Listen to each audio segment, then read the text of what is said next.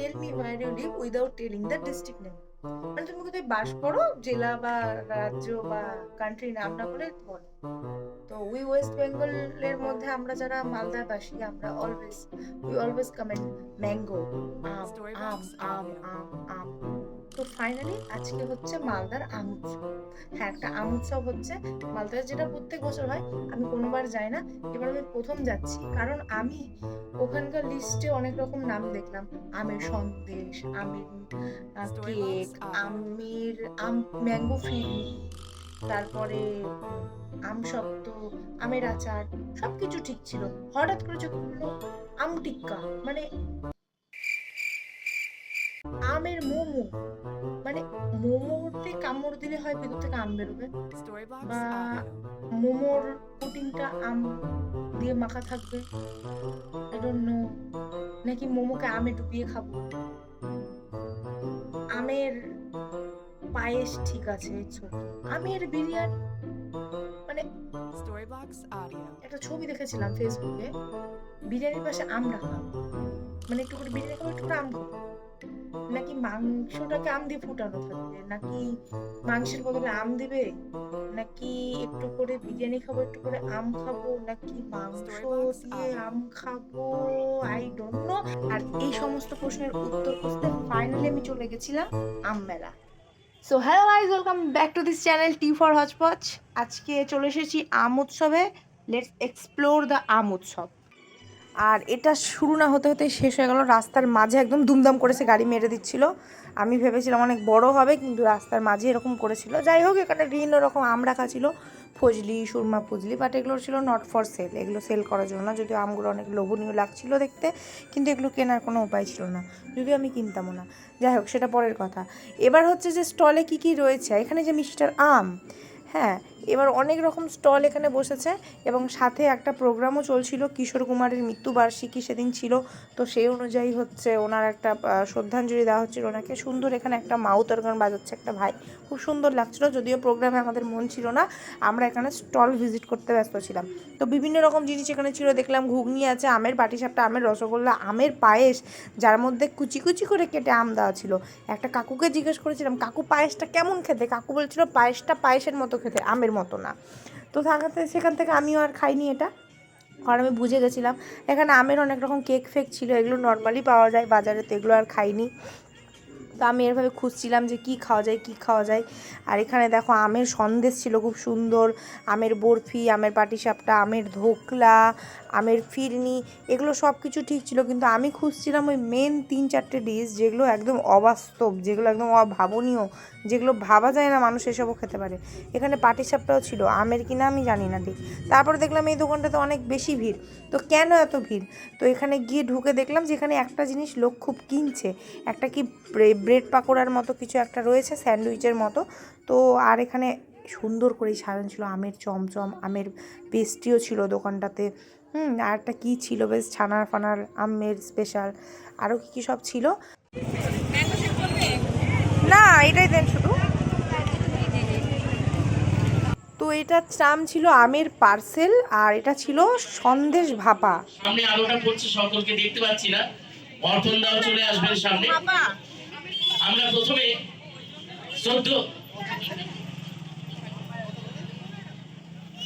শ্রদ্ধেয় কিশোর কুমারের প্রতিকৃতিতে মাল্যদান করব।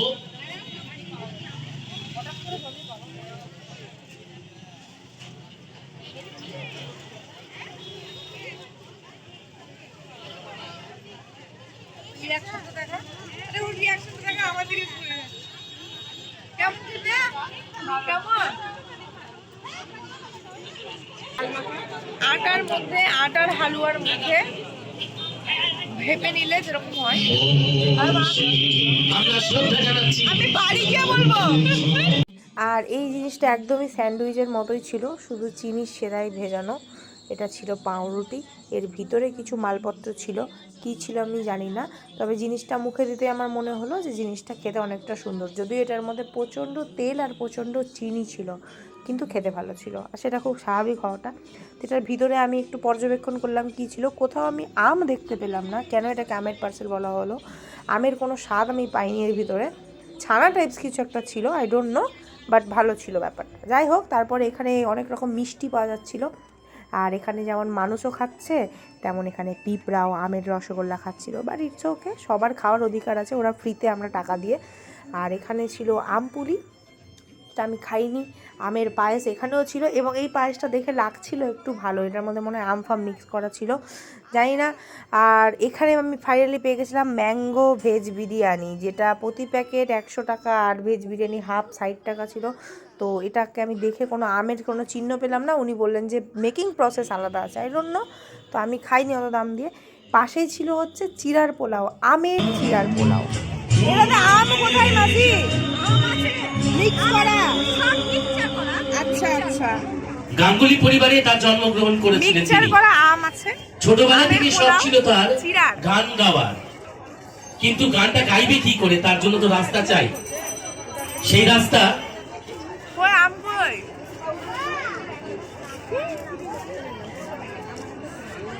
আরে দেখি আগে বলো। এটা নর্মাল চিড়ার পোলাও, আমার ওদের এখানে ঢুকে নিয়ে চলে এসেছে। জিজ্ঞেস করো, বন্ধ করলাম না, অন কর অন কর অন কর। এর মধ্যে বাদাম আছে, পনির আছে, দেখা বাদাম আছে, পনির আছে, কিশমিশ আছে, তারপরে গাজর আছে, চিড়ার, বেসিক্যালি এটা চিড়ার পোলাও। এর মধ্যে পোলাওয়ে যা যা প্রয়োজন সব আছে। বললো আমের পোলাও, আম কোথাও নেই। গান দিয়ে শুরু হয় তার পথ চলা, তার জীবন, তার সমস্ত কিছু, এরকম কথা আমরা শুনবো। এবারে প্রথমে দেখে নেব, প্রথমে আজকে কিশোরকে শ্রদ্ধা জানাতে গাইতে আসবেন শ্রাবণী রায় গোস্বামী। শ্রাবণী রায় গোস্বামী।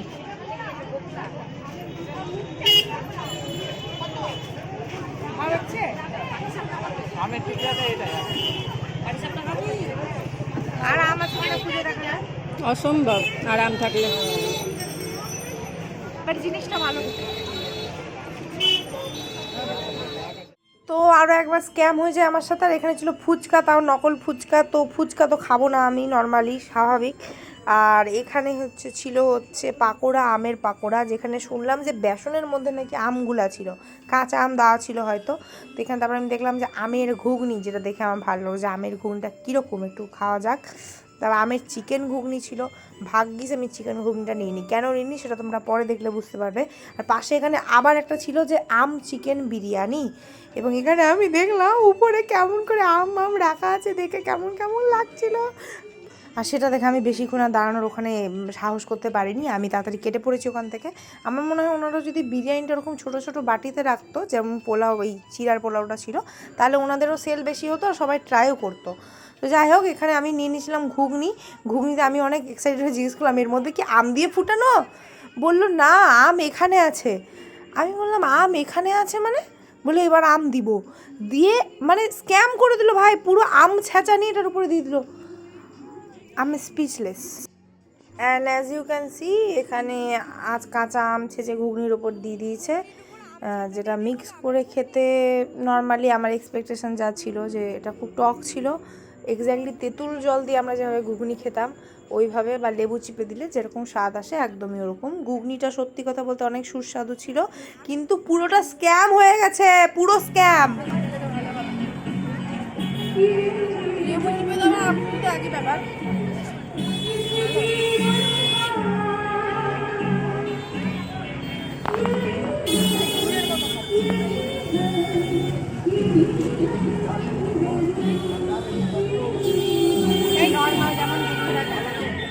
আর তারপর এখানে ছিল 10 পিস মোমো 50 টাকা, যেটা আমি দেখে বুঝলাম যে ম্যাঙ্গো মোমো বলতে সবুজ ফুড কালার মিশিয়ে হয়তো করে দিয়েছে। তো আমার সাথে তো স্ক্যাম হয়েছে, আমি আর স্ক্যাম হতে দিব না। এখানে পায়েসটা দেখতে ভালো লাগছিল, কিন্তু ওই যে স্ক্যামের ভয়ে আমি আর কিছু খাইনি। তারপরে আমরা চলে গেছিলাম অফবিট ক্যাফেতে। এখানে ক্যাফেটা খুব সুন্দর করেছে একটা, এটা হয়েছে পবিত্র সেন গ্যালারির ওখানে, বৃন্দাবনী গ্যালারি যেটা বলা হয়। তো এটা নেই, খুব সুন্দর এটাকে ডেকোরেট করেছে, ছোটোখাটোর মধ্যে বসার জায়গাও আছে। আর আমার সাথে থাকা পাবলিক বলছিল বোবা খাবে, বোবা। তো এই যে আমাদের বোবা খেতে চলে গেছিলাম আমরা। নাও ঠান্ডা ঠান্ডা ঠান্ডা খাও।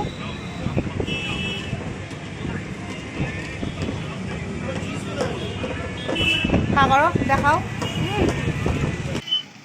অনেক আমি এক্সপেকটেশন নিয়ে গেছিলাম আম উৎসবে, তারপর আমি দেখলাম যে আমের কি খেলাম প্রথমে আমরা অনেক ঘুরতে ঘুরতে দেখতে পেলাম যে আমের ওই কি বললো ভাপা সন্দেশ, যেটা ওখানে কতটা শোনা গেছে আমি জানি না।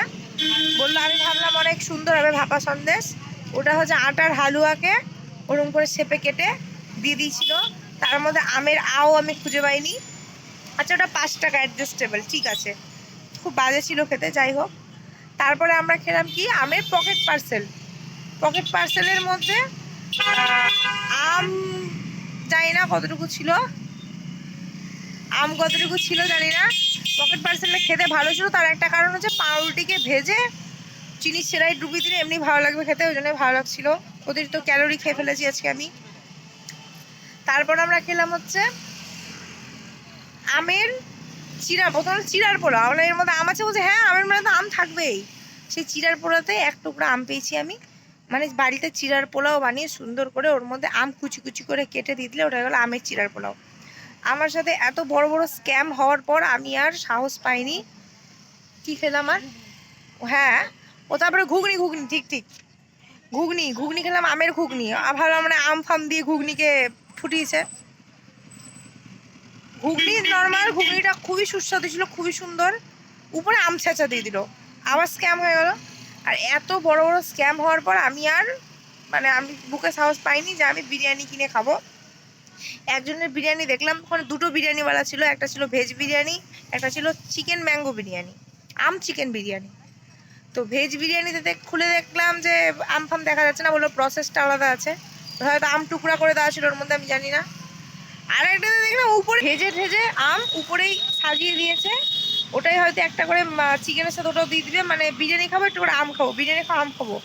ব্যাপারটা আমি যেরকম ভেবেছিলাম ওর থেকেও জঘন্য, তো আমি আর ট্রাই করিনি ওগুলো। তারপরে এত কিছু স্ক্যাম হওয়ার পর আমরা আবার অফবিট ক্যাফেতে গেছিলাম বোবা টিকেটে। পৃথা বললো যে বোবা খাবো, বোবা খেতে গেলাম। জীবনে প্রথমবার আমি বোবা খেলাম, ওটা আমি ভিডিও করতে পারিনি, এক্সপিরিয়েন্স খুব বাজে। এরকম বাজে খেতে বোবা, এটার জন্য লোকের এত ক্রেজ, এই ব্যাঙাচির এর মতো খেতে, মুখে গিয়ে টবাক, আর ওইটুকুটা বোবার দাম নাকি 150 টাকা, কি বাজে।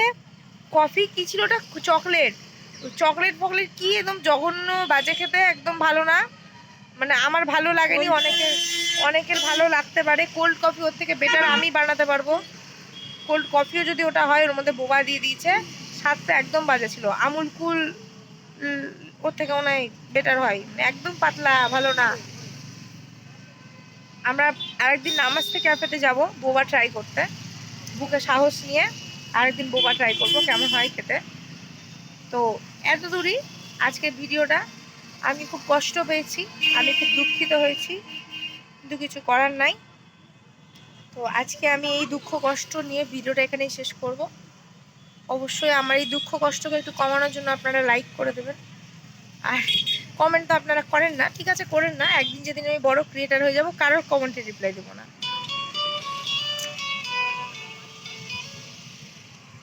যাই হোক, সবাই ভালো থাকবেন, সুস্থ থাকবেন।